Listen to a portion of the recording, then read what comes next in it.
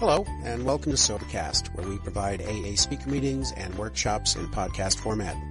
We're an ad-free podcast, and if you enjoy listening, please help us be self-supporting by visiting Sobercast.com, look for the donate link, and drop $1 or $2 into our virtual basket. We hope you enjoyed the podcast. Have a great day. Now I've been sober a while, taken some drunks through the steps, and I've read all the books with them. Now what? For me and for them. I'm an alcoholic. Yeah.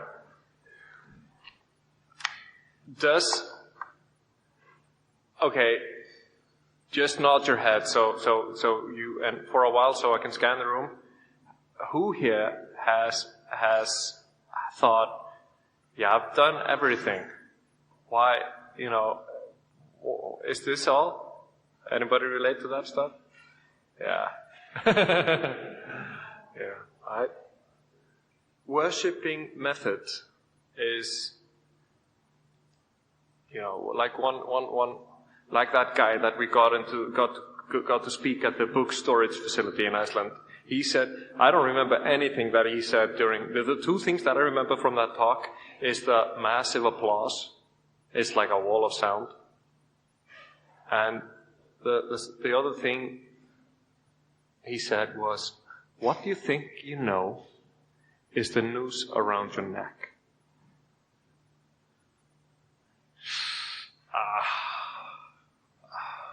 So, I did the arts and crafts steps for a certain way. And I had the guys do it a certain way.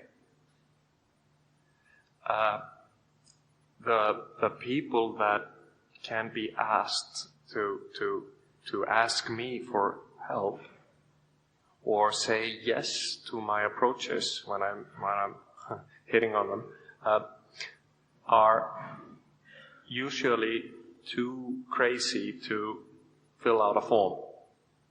Okay? So what I did was I changed the method. I told them, just write down all the people you hate. And let's start there. And I would take one guy who didn't stay sober, and then he got sober again and didn't stay sober because he had a better idea. I took him down to the lake in Reykjavik, where I would take guys and have them meditate, and we would write the inventory together. Or I would just basically sit there and wait while he wrote inventory.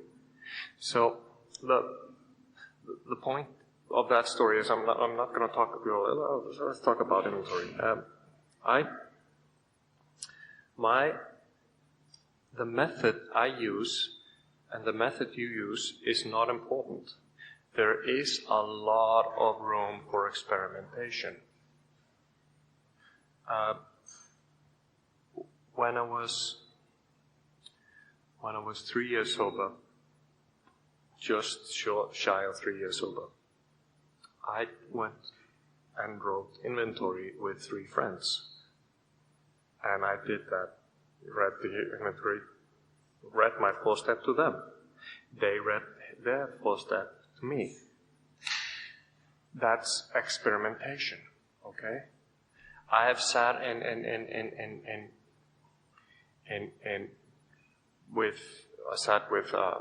with the guy that assaulted me, and we heard somebody else's 4-step. 2 on 1. Okay?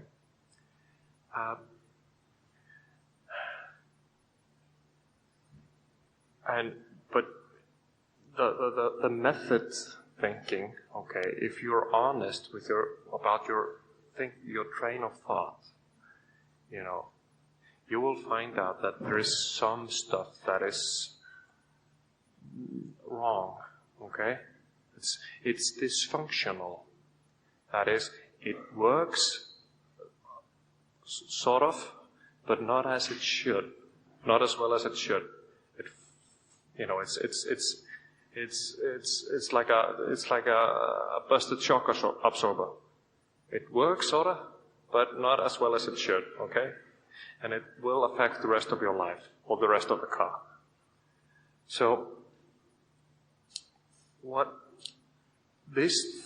I would tell the guy that I picked up from the psych ward, and I told him the belief system that I had then, and this is 2005, I think.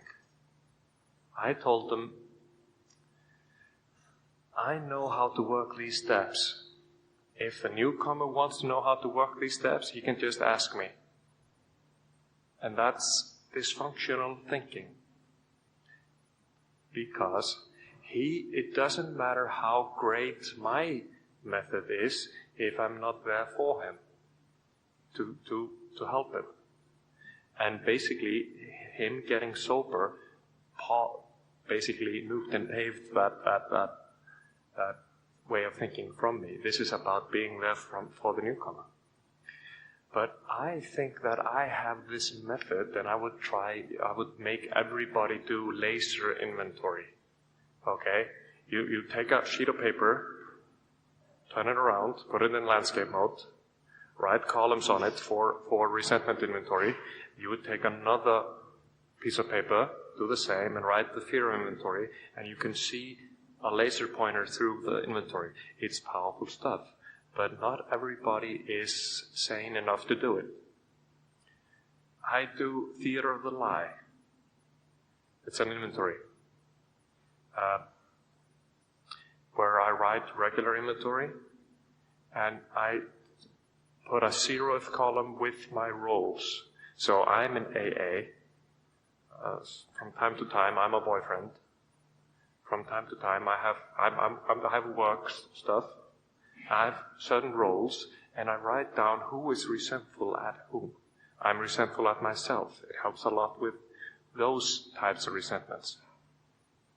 Everybody here has at one point or another been resentful at themselves, but they don't really understand the causes and conditions of it. I would worship that method and use it as the holy truth of AA, and it's, these are guides to progress. They're guides to progress. The 4th step is a guide to progress. It's not progress, it's a guide to progress. It's a milestone. It's a sign that says Baton Rouge, 65 miles. It's not that important. It's a guide to progress. It's a sign saying, this way. But I would worship that stuff. And I would think that that way of thinking, worshipping method, made me think this was all about me. And I had this job, which in hindsight wasn't a really good job. And I was overqualified for the job. We had some guy come from a vendor, and I took him to state radio, and I would take him to post-production facilities because that was part of the job. And I would show him around the market, and he would say stuff like, did you really bring me to this country to sell 5 seats, 5 licenses? And another place he would say, you've done a lot of damage here, as in a good way. And we go out eat, the owner of the company and me and then this dude and one other good dude, sales dude. And it's a place called Argentina, and you can get these great steaks, and I went for the vanilla ice cream afterwards, and I had my Cuban cigar with me, because, we don't have an embargo with Cuba. And I'd go outside and smoke the cigar, and I would think to myself,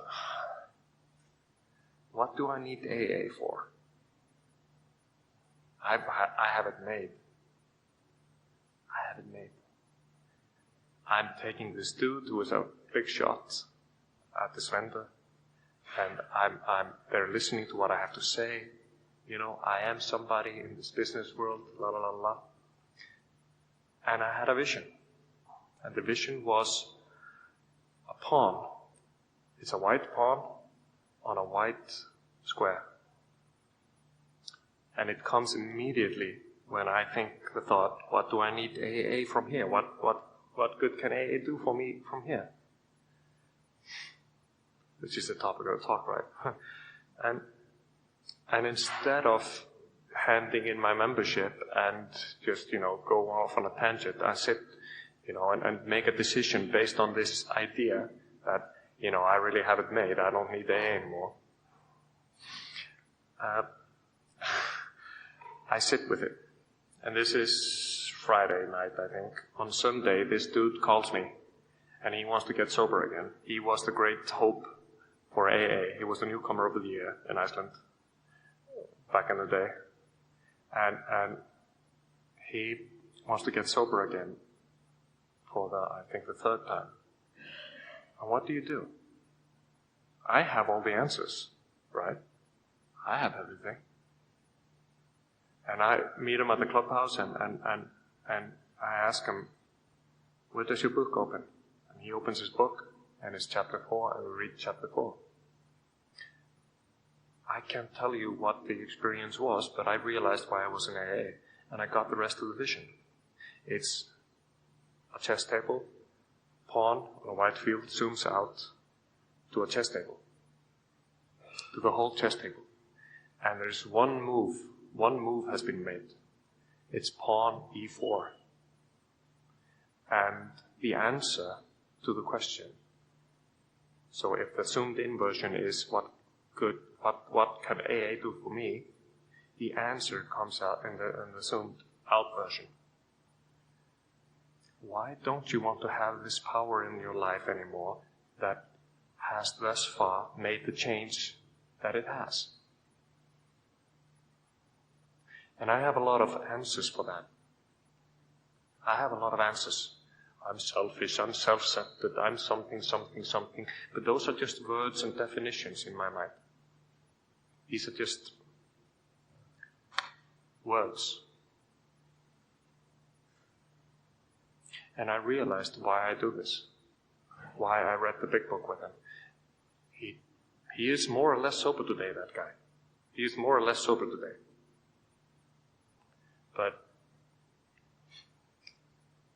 And this is not about result. If you're going to do AA for result, you're missing out. Just like in that pamphlet that you guys have, that we don't in the rest of the world, as far as I know, the members' idea of Alcoholics Anonymous, AA is whatever you want to get out of it. If you put in 50,000 work hours into AA, you will get 50,000 work hours back. If you're trying to do 50 hours in the 1,000th gear, sorry, you only get 50 hours back. The stuff that I have done, I was like one late great AA member said, I was a total failure of living and total failure of dying. And I want more out of this program. And I realize that I can only get so far by manipulating you guys to take me there. I can only get so far by manipulating other members to take me there. I have to go there myself. I have to, accept the responsibility. This is, I'm here and I don't do this. I don't, I've never done this before. Be gentle on me.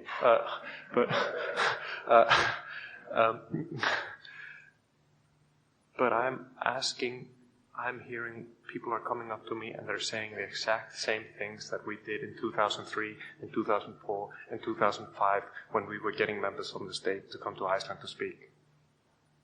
The exact same questions that the Norwegians in Norway ask the Americans when they come over. The exact same things. There's nothing special about me as such. Sure, I have a few qualities, but unused, just ask any woman, any straight woman that is, what good a big penis that she doesn't have access to is to her. It's not. You know, it's to give you an analogy that everybody understands. So, yes, you have big muscles, but if you're not lifting anything, you're just showing off.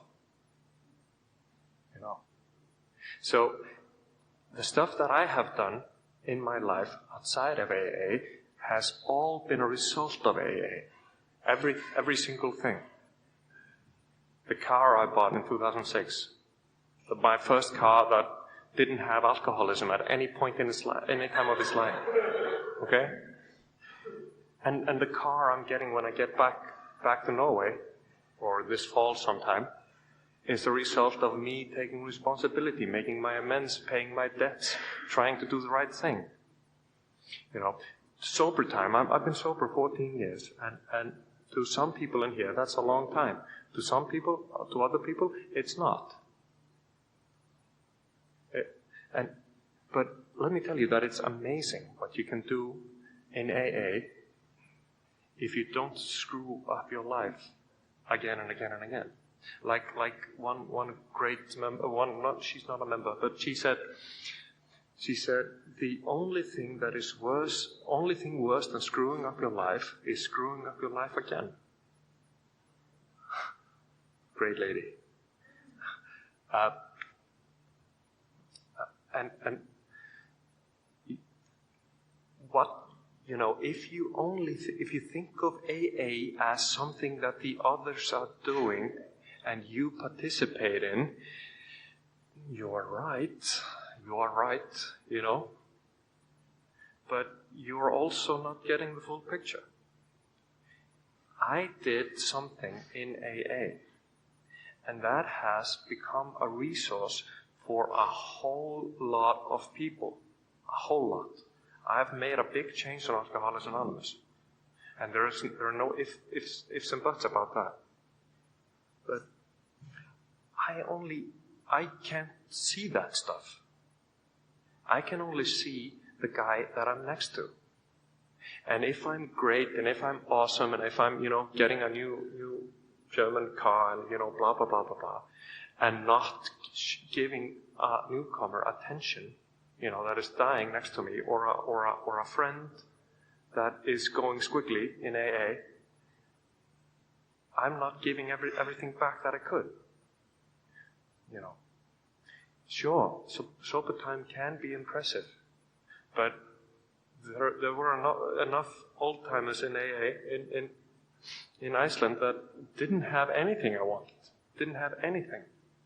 It was, it was the newcomers that had something. My buddy who was with me in the not getting a sponsor club at the group, he betrayed me. He got himself a sponsor. I felt betrayed, And, the sky is the limit, basically, of what you can do. If you're an alcoholic like me, you have to have your feet planted firmly in AA. And I do. But there's no limit on what you can do. I am coming from, and not everybody heard it, but I had this white IKEA bed with just a simple mattress, and I would pee in that bed and it would dry out, and the salt would turn the mattress crunchy. And I'm coming from that place. And in Norway, I'm some sort of expert in IT. And people, they will lap everything up I say, about computer stuff, and that is, and I have certifications like 31 certifications from one vendor, and that's, impressive, and people go, he knows what he's talking about. And that is, if we move that into AA, you're getting me to speak, but there are a bunch of guys here that could do it, but I'm allowed to because I'm the foreigner, right? Because, the guys that could do it, they're just opinionated assholes, right?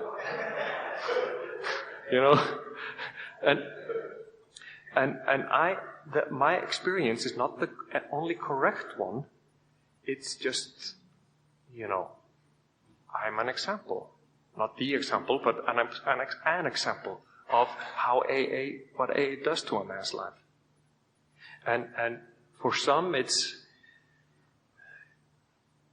something, and for others it's, he's not, his sponsor is not that important, or something, and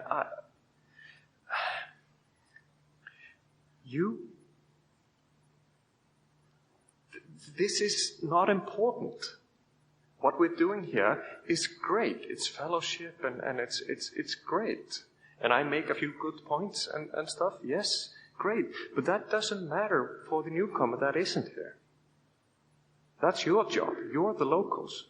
You can affect them. There's a lot of alcoholism in this city, kids. Okay? There's a lot of alcoholism. There must be people that want to stop drinking. Okay? They should be easy to find here. Okay? And I think that's the real, that's the litmus test of how good a program you're working. What are you giving away? And so when AA becomes boring, right, there are different things you can do. You can do exercises. You can do the Bill Wilson exercise. You can do the belief faith Bill Wilson exercises is from Bill's story. You take a marker and you mark everything where you're like Bill. And then you take another colored marker and you mark everything that you haven't done in recovery.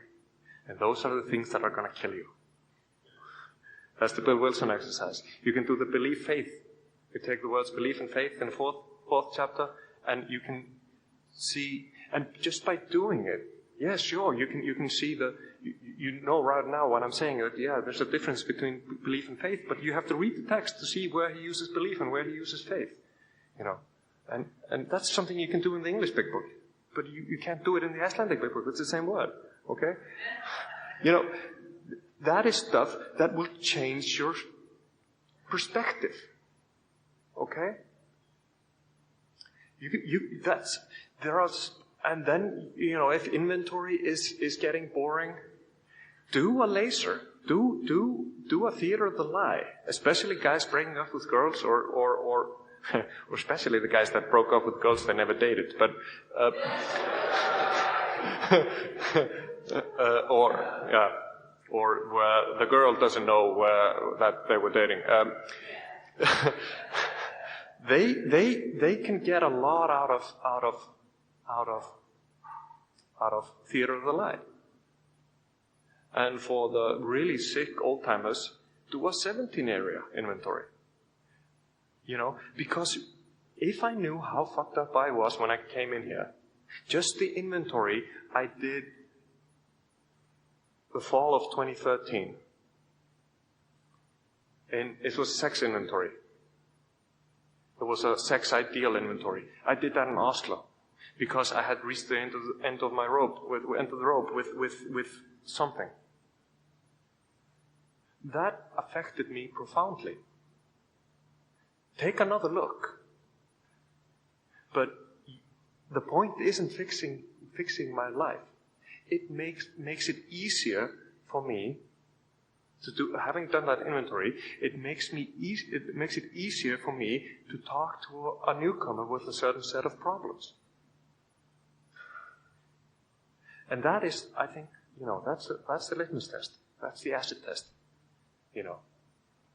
Do newcomers, however long they've been sober, and maybe I should end with reading a little bit. Sorry for my accent. The tremendous fact for every one of us is that we have discovered the common solution. We have a way out on which we can absolutely agree and upon which we can join in brotherly and harmonious action. This is the great news this book carries to those who suffer from alcoholism. An illness of this sort, and please note that it doesn't say disease. That's one exercise. Find the word disease in the big book, okay? An illness of the sort, and we have come to believe it an illness, involves those about us in a way no other human sickness can. If a person has cancer, all are sorry for him, and no one is angry or hurt. But not so with the alcoholic illness, for with it there comes annihilation of all the things worthwhile in life. It engulfs all whose lives touch the sufferers. It brings misunderstanding, fierce resentment, financial insecurity, disgusted friends and employers, warped lives of blameless children, sad wives and parents. Anyone can increase the list. Yeah, and the solution is just stop drinking, right?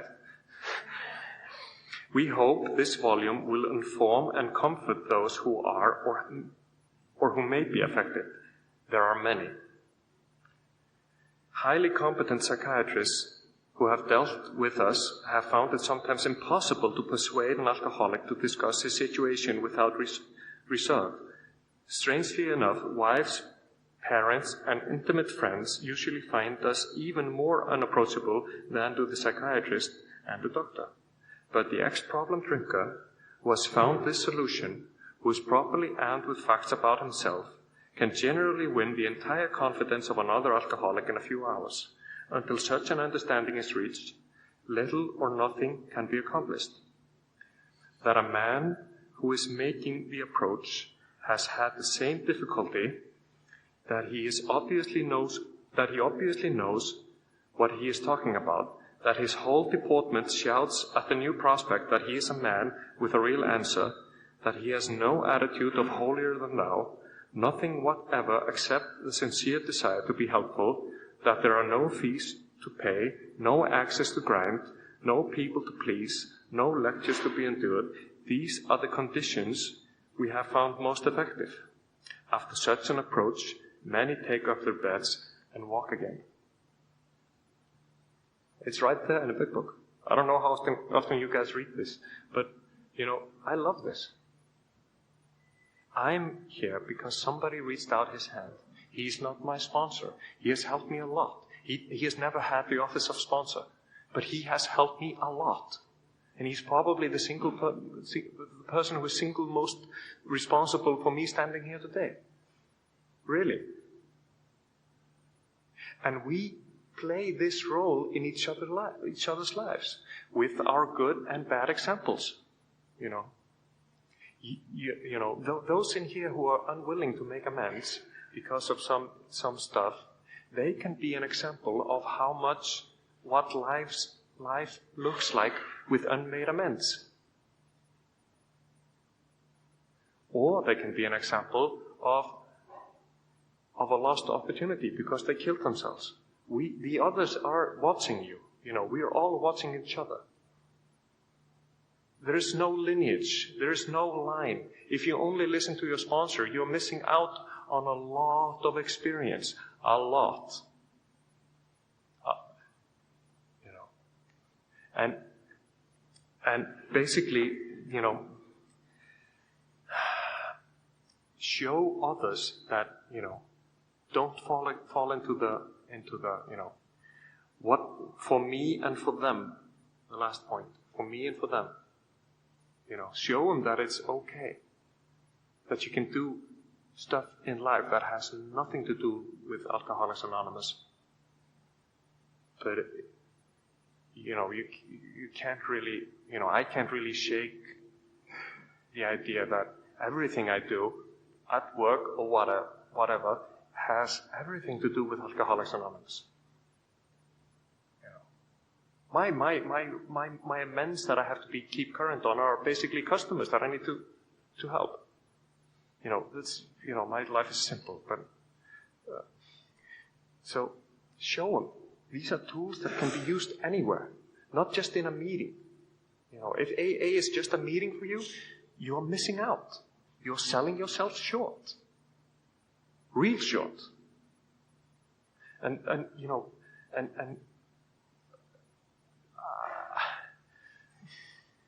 it's all AA, even though it's not AA. What do you want AA to be? The Member's Eye View, read that. It's short. Don't be a guest in AA. Participate. If you have fucked up your life, you're supremely qualified to help others. It's a thing that you don't want to miss out on. And they can be the boss at work. It could be anybody. I don't know. I don't know. But there are, it's real easy. It's real great that I paid the taxman back. It simplifies my life a lot too.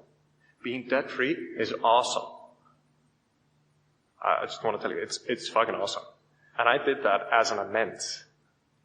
Really simple. I did that as an amends. And not rich or not anything, And, you can, but it's, but just, if you can dream it, you can do it. Don't let somebody tell you that you're not sober long enough. The biggest change that I have inflicted on AA is something that I did with, a little over a year sober.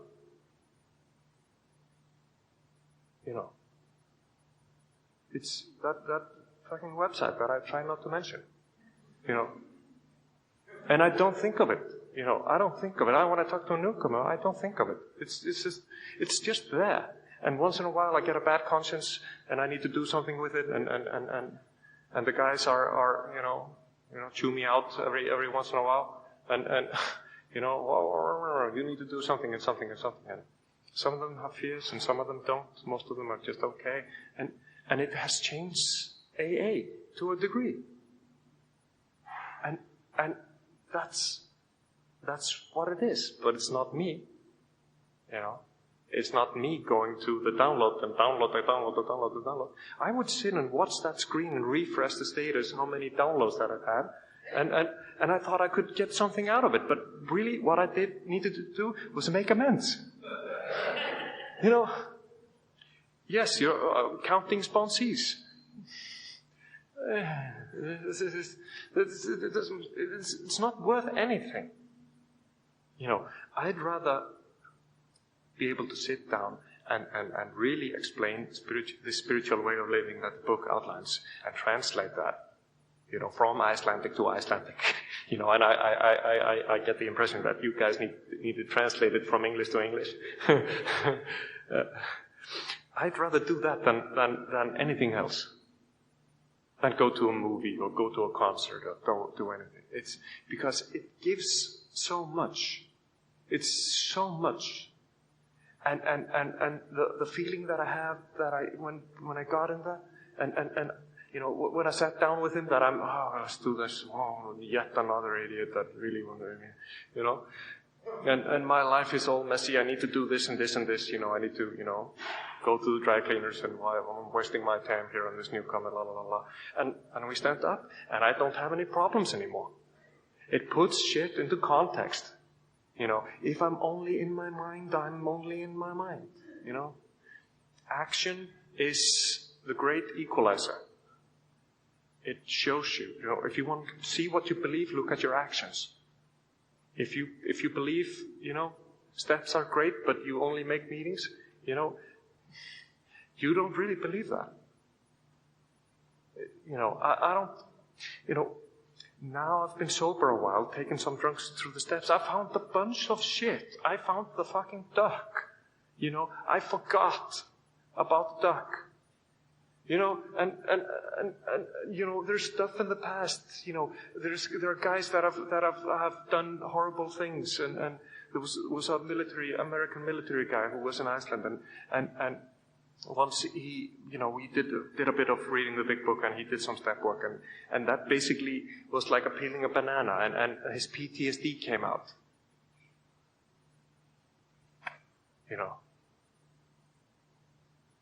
I have nothing to, and then he left the country. But it's, we are the spearheads of God's ever-advancing creation. That's the stuff that we should be doing. And that we can do in the rooms, and we can do that outside of the rooms. Absolutely.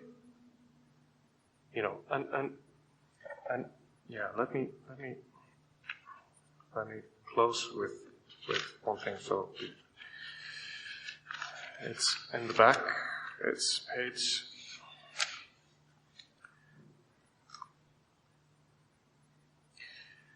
page 163. We know of an AA member who was living in a large community. He had lived there but a few weeks when he found that the place probably contained more alcoholics per square mile than any city in the country. This was only a few days ago at this writing, 1939. The authorities were much concerned. He got in touch with a prominent psychiatrist who had undertaken certain responsibilities for the mental health of the community. The doctor proved to be exceedingly anxious to adopt any workable method of handling the situation. So he inquired, what did our friend have on the ball? Our friend proceeded to tell him, and with such good effect that the doctor agreed to test among his patients and certain other alcoholics from a clinic which he attends. Arrangements were also made with the chief psychiatrist of a large public hospital to select still others from the stream of misery which flows through that institution. So our fellow worker will soon have friends galore. Some of them may sink and perhaps never get up, but if our experience is a criterion, more than half of those approached will become fellows of Alcoholics Anonymous. When a few men in the city have found themselves and have discovered the joy of helping others to face life again, there will be no stopping until everyone in that town has had his opportunity to recover, if he can and will. Still, you may say, but I will not have the benefit of contact with you who write this book. Or, yeah, but I've only been sober 1 year, or 2 months, or 1 week, or whatever.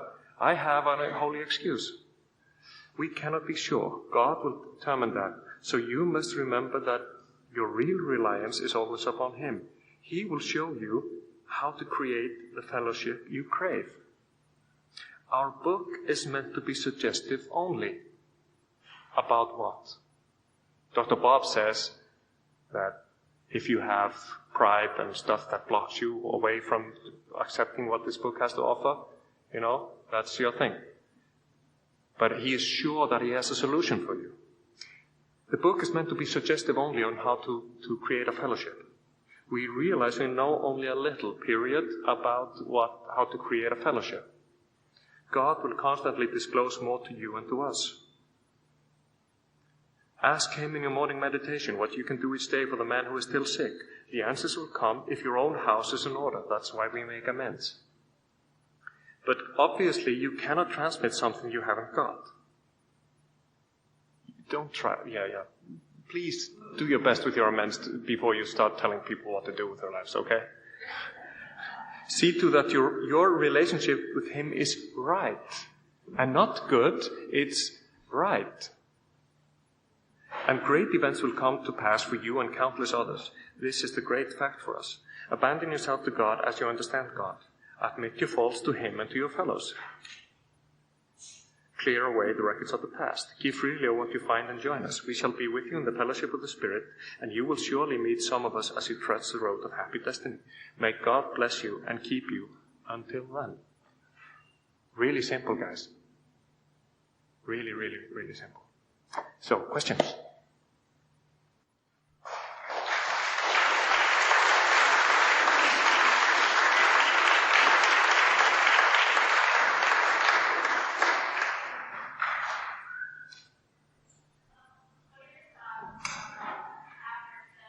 The question is, what are my thoughts on after doing the 12 steps, studying the 12 steps and the 12 traditions, the 12 and 12? Traditions and the concept. I think it's great. I think it's awesome. I've had some great experiences in a 12 and 12, in a traditions and concepts meeting that we started. Absolutely. But if you're doing that instead of working with a newcomer, I think you're missing out. Basically, you can't eat instead of sleeping, and you can't sleep instead of eating, It's the blood of AA is, is newcomers. And yes, you can get a lot of intellectual stuff out of that, and I've done that. I've done intellectual stuff, but when you can explain the traditions to a newcomer, that's awesome. How it affects his life and his recovery. That's awesome stuff. Just like the simple seventh tradition in your personal life. Being self-reliant financially. That's awesome stuff. And yes, absolutely study it. It's good.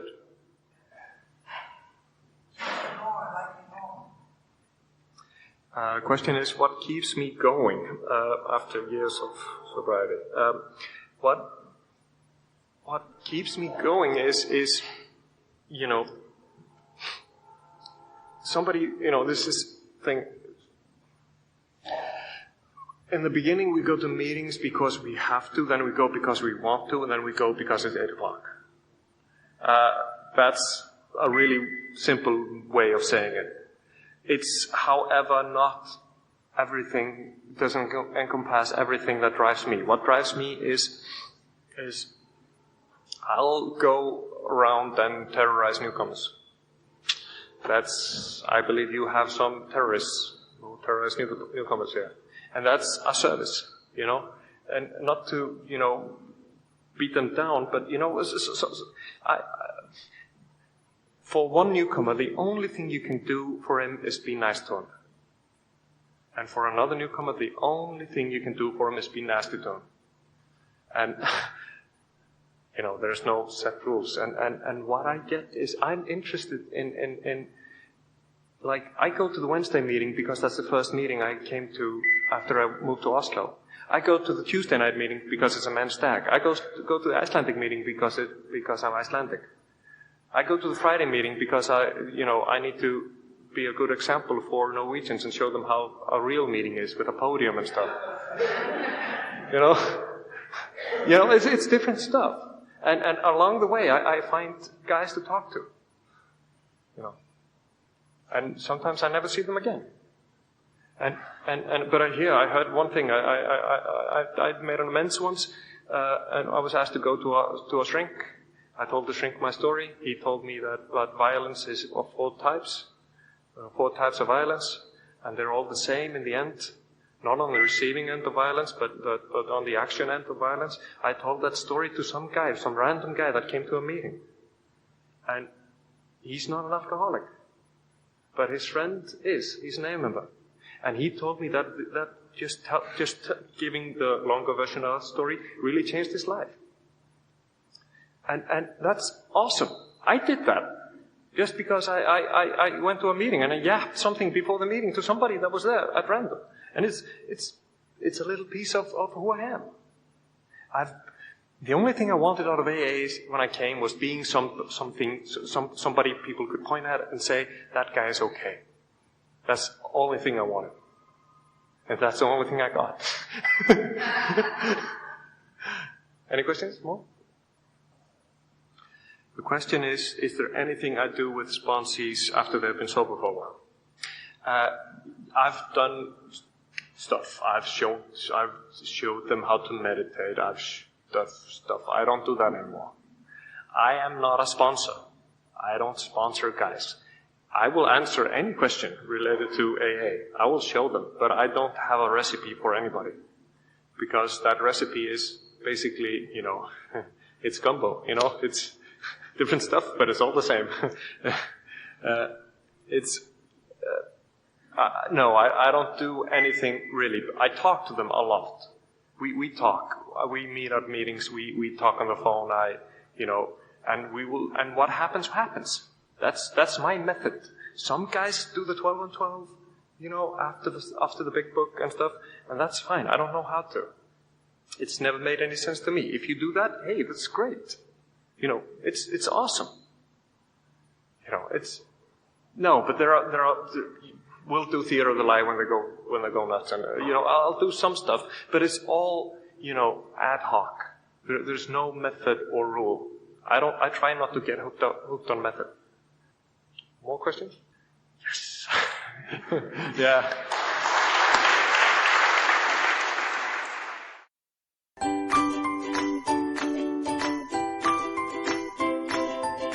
Thanks for listening. I hope you enjoyed the podcast. Sobercast is ad-free, and we'd like your help in order to keep it that way.